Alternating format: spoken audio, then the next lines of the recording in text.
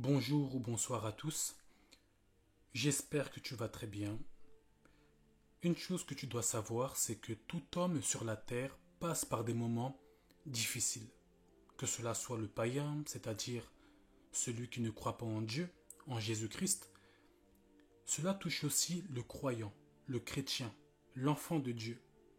Mais là où nous allons nous entretenir, c'est pourquoi Dieu permet que ses enfants, que l'enfant de Dieu passe par des moments difficiles. Lorsque nous passons par des moments difficiles, certains mettent de manière consciente ou inconsciente la faute sur Dieu ou la faute sur les autres. Nous pouvons entendre des propos comme Dieu ne m'aime pas, Dieu m'a abandonné, le Seigneur préfère les autres, les gens sont jaloux, les gens sont méchants. Concernant les hommes, c'est une réalité. Certains sont jaloux et méchants. Certains pensent aussi qu'il y a un degré de traitement de Dieu envers chaque homme en particulier. C'est comme s'il y avait un traitement de faveur. C'est-à-dire, pourquoi l'autre souffre moins que moi? Pourquoi a-t-il toutes ces choses alors que moi, je crains Dieu? Tout cela parce que nous vivons des moments difficiles et que nous voyons les autres ne pas vivre ce que nous vivons. Ainsi, nous pensons être les seuls à souffrir et à passer par des moments compliqués. Sache que tout enfant de Dieu, d'une manière comme d'une autre, passe par des moments difficiles. C'est juste que nous ne vivons pas les mêmes choses, nous n'avons pas les mêmes combats et la même destinée. J'aimerais même aller plus loin en disant que les temps difficiles font partie en général des signes des temps de la fin. Pourquoi des temps difficiles? Car plus les hommes deviennent mauvais, plus le monde va mal. Ce sont les hommes qui font les temps difficiles car les hommes deviennent de plus en plus méchants et égoïstes. Dans 2 Timothée chapitre 3, le verset 2 à 5, il est dit car les hommes seront égoïstes, amis de l'argent, fanfarons, hautains, blasphémateurs, rebelles à leurs parents, ingrats, irréligieux, insensibles, déloyaux, calomniateurs, intempérants, cruels, ennemis des gens de bien, traîtres, emportés, enflés d'orgueil, aimant le plaisir plus que Dieu, ayant l'apparence de la piété, mais régnant ce qui en fait la force. Éloigne-toi de ces hommes-là. Tous ces détails donnés nous montrent le comportement des hommes sur cette terre, là où nous vivons. Et le fait que nous sommes en contact de ces personnes de manière directe ou indirecte rendent les choses compliquées et une vie difficile de manière globale. Tu travailles dans une entreprise, fait d'hommes. Tu habites dans un bâtiment, un quartier, fait d'hommes. Tu achètes tes courses dans un magasin, fait d'hommes.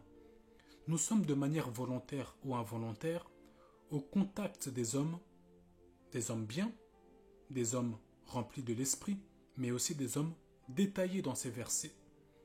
Mais Dieu qui est un formateur utilise toutes ces choses pour nous apprendre des choses, pour nous amener quelque part. Christ, juste avant la croix, a vécu des moments difficiles. Mais l'issue était glorieuse. Et quel enseignement pouvons-nous en tirer? Plein de choses. Ainsi, pour dire que dans toutes choses que nous vivons, il y a de quoi nous bâtir et nous rendre meilleurs. Mais nous allons voir que cela peut être aussi les conséquences de nos bêtises.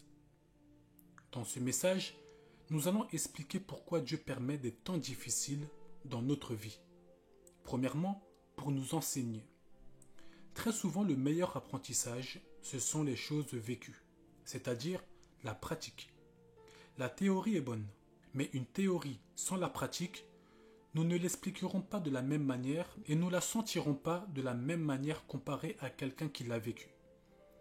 Le Seigneur ne nous enseigne pas seulement par la théorie, c'est-à-dire en écoutant des prédications, des témoignages, des enseignements bibliques ou des exhortations. Mais il nous enseigne aussi sur le terrain. Il y a deux types d'enseignements, ce que l'on lit et ce que l'on vit. Et on ne vit pas seulement de bonnes choses, mais aussi de mauvaises choses. C'est comme un exercice difficile que Dieu met dans notre vie pour que nous puissions en tirer un enseignement. Abraham, par exemple, la parole de Dieu nous dit que le Seigneur le mit à l'épreuve. Donc, cette épreuve difficile de sacrifier Isaac ne venait pas du diable, mais ça venait de Dieu. En d'autres termes, Abraham vivait une période difficile dans sa vie, surtout qu'au départ, sa femme Sarah était stérile. Mais une fois qu'elle reçoit l'enfant tant attendu, le Seigneur dit à Abraham de le sacrifier. Mais quelle était la leçon qu'Abraham devait en tirer? Qu'il devait aimer Dieu plus que n'importe qui, que son choix devait être le Seigneur et rien d'autre, que le Seigneur devait passer en premier. Et c'est cela qu'a montré Abraham, même si je suppose, et cela ne tient qu'à moi, qu'Abraham devait souffrir de cette situation. Prenons les versets qui parlent de cette histoire. Dans Genèse chapitre 22, le verset 1er au verset 2, il est dit « Après ces choses, Dieu mit Abraham à l'épreuve et lui dit « Abraham ?» Et il répondit « Me voici. » Dieu dit « Prends ton fils, ton unique, celui que tu aimes, Isaac, va-t'en au pays de Morija, et là, offre-le en holocauste sur l'une des montagnes que je te dirai. » Dans Genèse 22, le verset 4, il est dit « Le troisième jour, Abraham, levant les yeux, vit le lieu de loin. » Dans Genèse chapitre 22, le verset 9 à 12, il est dit « Lorsqu'ils furent arrivés au lieu que Dieu lui avait dit, Abraham y éleva un autel et rangea le bois. Il lia son fils Isaac et le mit sur l'autel, par-dessus le bois. Puis Abraham étendit la main et prit le couteau pour égorger son fils. Alors l'ange de l'Éternel l'appela des cieux et dit « Abraham, Abraham ?» Et il répondit « Me voici. » L'ange dit « N'avance pas ta main sur l'enfant et ne lui fais rien, car je sais maintenant que tu crains Dieu et que tu ne m'as pas refusé ton fils, ton unique. » Lorsque Dieu met Abraham à l'épreuve, il ne lui dit pas que c'est une épreuve. Il ne lui dit pas que c'est un test. Quand Dieu veut nous enseigner par la vie et par certaines situations, très souvent, il ne nous explique pas la nature du problème. Tu rencontres le problème tout simplement. Pour toi, tu as l'impression que tu vas mourir, que ta vie va être détruite. Mais pour Dieu, c'est simplement une épreuve qui va passer. Mais pourquoi le Seigneur ne nous dit pas que c'est une épreuve? Si le Seigneur t'explique en te disant « Prends ton fils pour le sacrifier, mais ne t'en fais pas, c'est un test, il ne mourra pas. » Tu ne seras pas sincère dans ton action, car tu sais que ce n'est pas réel. Ce n'est qu'un test. Voilà pourquoi le Seigneur ne te le dit pas pour voir l'implication, le cœur sincère que tu mettras dans cette situation. Si on me dit ta femme va décéder, mais si tu donnes tout l'argent qu'il y a sur ton compte, elle vivra. Elle va vivre. Beaucoup sans hésiter, vous allez donner sans réfléchir, sans dire « Ah, je n'ai plus d'argent sur mon compte ». Car là, c'est votre cœur sincère qui a parlé, votre réelle implication et votre amour pour votre femme. Mais si on vous dit « Ta femme va décéder », mais si tu donnes tout l'argent qu'il y a sur ton compte, elle va vivre. Mais t'en fais pas. C'est juste un test de sondage que nous faisons pour voir qui aime sa femme. L'implication sera-t-elle la même? Sachant que tu sais que c'est faux. Deuxièmement, pour nous forger un caractère à son image. Donc, nous parlons en général du caractère que Dieu veut que nous puissions avoir. Dans le présent, nous sommes loin de ce caractère. Nous avons un caractère que Dieu n'a pas validé. Mais les moments difficiles viennent comme un feu pour tailler le fer, afin que tu puisses avoir la bonne forme. C'est dans les moments difficiles que le Seigneur façonne notre caractère et en parle de brisement.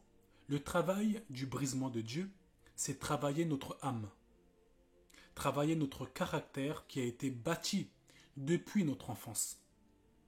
Un caractère qui s'est développé avant même que tu rencontres le Seigneur. Et les temps difficiles sont juste un moyen instrumental pour travailler notre caractère, ton caractère.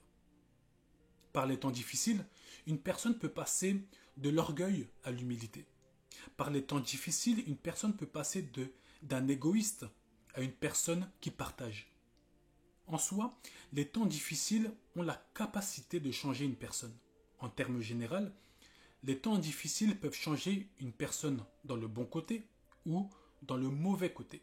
Mais lorsque les temps difficiles que nous subissons viennent de Dieu, cela nous changera toujours vers le bon côté. Troisièmement, pour connaître la valeur des choses qu'il nous donne. Tu ne connaîtras jamais la valeur de l'argent sans connaître des difficultés financières. Je ne juge pas, hein. Mais une personne qui depuis sa naissance n'a connu que la richesse et n'a jamais été dans le manque aura facilité à gaspiller son argent. Mais une personne qui a souffert financièrement respectera même un petit 10 dollars que tu vas lui donner. Car elle sait qu'avec ces 10 dollars, c'est peut-être un repas d'une journée, voire deux. Il se peut que je me trompe dans mes paroles, mais j'espère que vous comprenez au moins ma pensée. On dit souvent, c'est lorsqu'une personne meurt qu'on se rend compte qu'on l'a vraiment aimé. C'est dans une tragédie qu'on se rend compte de sa valeur dans notre vie. Et le Seigneur remarque qu'on a facilité à banaliser les choses. Nous pensons qu'avoir le souffle de vie est normal, que manger, boire est normal. Et nous trouvons cela tellement normal que nous ne disons même pas merci à Dieu. Car pour nous, ce sont seulement de petites choses. Voilà pourquoi dans ces petites choses, Dieu permet que nous puissions vivre des moments difficiles pour que nous puissions connaître la valeur de ces petites choses. Pour toi, avoir de l'eau chaude, c'est normal. Tu banalises cela. Tu gaspilles l'eau facilement. Mais quand le Seigneur te fait passer par des moments difficiles et que tu te retrouves une année sans eau chaude, tu aurais même aimé qu'on puisse te laisser 2 minutes pour te laver avec de l'eau chaude. Mais quand tu l'avais, tu n'y pensais pas. En soi, le problème n'est pas le temps que tu prends sous la douche avec l'eau chaude, car c'est toi qui payes cette eau. Tu as les moyens d'en profiter. Mais le problème de Dieu dans cette histoire, c'est la pensée que tu as vis-à-vis des choses qu'il te donne. Il y a une personne, à chaque fois qu'il prenait son bain et qu'il se sentait bien sous l'eau chaude, une parole sortait de sa bouche. Merci Seigneur. Car cet homme avait connu des temps, des années où il devait se laver sans eau chaude. Il devait chauffer l'eau dans une casserole et le mettre dans un seau. Donc, pouvoir à nouveau se laver avec de l'eau chaude était pour lui une grâce. Quatrièmement, pour te révéler la force, les qualités et les grâces qu'il a mis en toi. Voici une petite histoire pour que vous puissiez comprendre. Un homme voulait pratiquer du sport, un sport d'athlétisme, mais il ne se sentait pas capable car il disait qu'il ne courait pas assez vite. Son père lui disait « mais essaye quand même. Tu refuses alors que tu n'as même pas essayé. Peut-être que tu te trompes. » Mais l'homme était catégorique. Un jour, l'homme se trouvait dans une avenue et il entendait des gens crier « Faites attention, faites attention !» Et là, il voit un chien, très enragé, courir vers lui. L'homme s'est mis à courir d'une vitesse, au point où même le chien n'avait même pas réussi à le rattraper. Étonné, les gens lui ont demandé « Mais monsieur, vous faites du sport, de l'athlétisme ? Parce que vous courez tellement vite, même le chien n'a pas pu vous rattraper. » Et lui-même, par cette situation, avait remarqué qu'il courait très vite. Une chose qu'il n'avait pas conscience, mais que les circonstances ont révélé. Il y a des choses qui arrivent dans ta vie, des circonstances, des situations, car Dieu veut révéler des choses qui sont en toi, dont tu n'as pas conscience. Dieu veut révéler que tu es un homme de prière, une femme de prière, chose que tu n'as pas conscience. Voilà pourquoi il permet qu'on t'attaque la nuit. Dieu veut te révéler que tu sais prêcher, que tu sais enseigner. Voilà pourquoi il permet que tu sois le seul chrétien de ta classe, le seul chrétien de ta famille, de ton entourage. Cinquièmement, pour nous corriger. Souvent, pour nous corriger, Dieu se sert des éléments de la vie, une période de crise qu'il permet à cause d'une désobéissance que nous commettons de manière volontaire. C'est comme un refus d'obtempérer. Les moments difficiles peuvent être aussi les conséquences de notre désobéissance. Adam et Ève ont péché, ils ont désobéi à Dieu. Et qu'est-ce que le Seigneur leur a dit? Dans Genèse chapitre 3, le verset 16, il dit à la femme: j'augmenterai la souffrance de tes grossesses. Tu enfanteras avec douleur, et tes désirs se porteront vers ton mari, mais il dominera sur toi. Au verset 17, il dit à l'homme: puisque tu as écouté la voix de ta femme, et que tu as mangé de l'arbre au sujet duquel je t'avais donné cet ordre, tu n'en mangeras point, le sol sera maudit à cause de toi. C'est à force de peine que tu en tireras ta nourriture tous les jours de ta vie.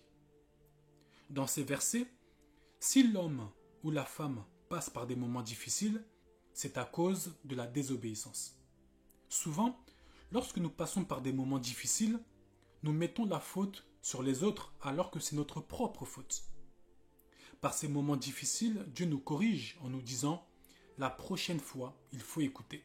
Dieu permet des temps difficiles pour nous rendre obéissants, car toute désobéissance amène à l'échec, amène à rencontrer des problèmes que nous-mêmes nous avons provoqués. Le Seigneur peut, lorsque nous désobéissons, ne pas permettre des répercussions, mais souvent, pour nous apprendre les bonnes manières, pour nous corriger, il laisse les problèmes nous tomber dessus. Cela n'est pas pour nous faire souffrir, mais c'est une manière de nous dire que la désobéissance n'est pas bonne. Marcher comme tu marches n'est pas bon.